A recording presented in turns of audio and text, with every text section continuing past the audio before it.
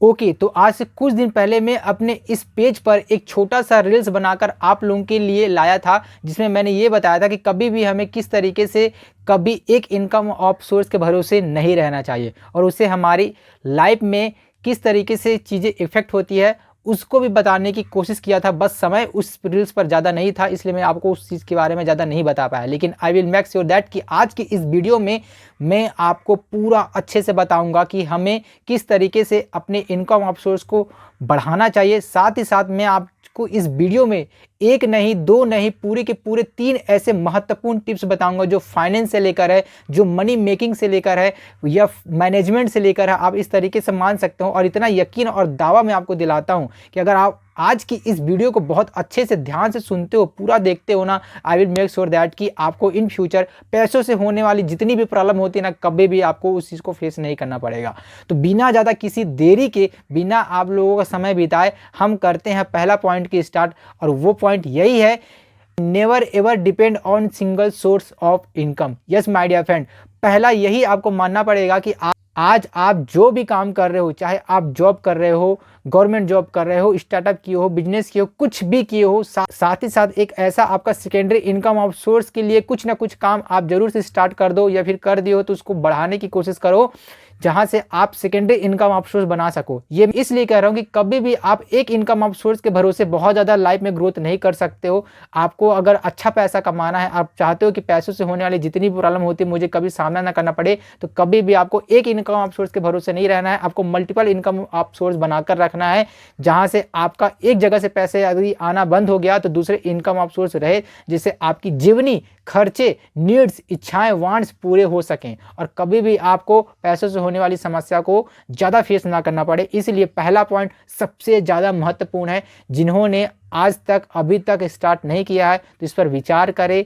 सोचें कि आपके अंदर ऐसी कौन सी स्किल्स है या फिर ऐसा क्या आपके अंदर ऐसा कौन सा आपके अंदर तजुर्बा है जिसको आप जो भी आप काम करो, प्राइमरी जो आपका वर्क है उसके साथ साथ आप सेकेंडरी इनकम ऑफ सोर्स के लिए काम कर सकते हो। पहला पॉइंट बहुत ज़्यादा महत्वपूर्ण है, क्योंकि पहला पॉइंट जब आपका बहुत अच्छा होगा तब आप सेकेंड पॉइंट को बहुत अच्छे से रिलेट कर पाओगे और उसको संतुलन भी बना पाओगे। दूसरा पॉइंट है हमारा 50-30-20 rule. Yes my dear friend, हो सकता है आप में से बहुत सारे लोग जानते होंगे कि 50-30-20 रूल क्या होता है, लेकिन मैं आज आपको इस वीडियो में बताऊंगा कि 50-30 रूल एक्चुअल में फॉलो किस तरीके से किया जाता है और किस तरीके से आप अपने लिए डिसाइड कर सकते हो। हर एक पर्सपेक्टिव में आपको समझना पड़ेगा और उस पर्सपेक्टिव को थोड़ा सा एक्सप्लेन करने की कोशिश मैं एग्जाम्पल के थ्रू करना चाहूँगा। लेट सपोज कि मान लीजिए किसी भी इंसान की इनकम एक महीने में 30,000 रुपये होती है, तो 50, 30 और 20 ये जो हमारा रूल है 50-30-20 रूल जिसे हम कहते हैं, यह क्या कहता है या किस तरीके से निर्धारित किया जाता है उस चीज़ को समझते हैं।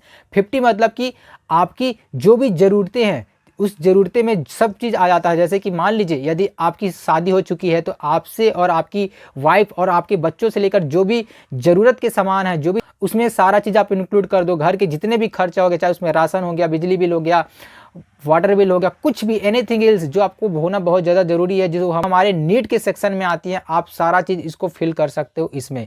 मतलब कि आपकी इनकम का, आपकी सैलरी का 50% पैसा आपकी नीड्स में जाना चाहिए, राइट?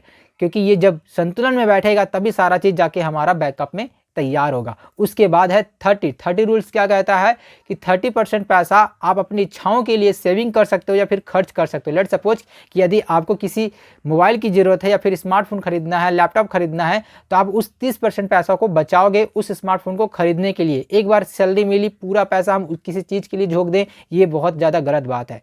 और 20% रूल ये कहता है कि आपकी इनकम का 20% जो पैसा बच रहा है वो केवल और केवल इन्वेस्टमेंट के लिए जाना चाहिए। इन फ्यूचर आपको अगर कोई प्रॉब्लम जा रहा है या फिर फ्यूचर प्लानिंग आप किसी चीज़ के लिए कर रहे हो, मान लो आपको गाड़ी लेना है या फिर अपना घर बनाना है, कुछ भी करना है, यदि आपको कोई ट्रिप में जाना है तो उसके लिए आप अभी से इन्वेस्टमेंट करोगे इन फ्यूचर प्लानिंग के लिए, राइट?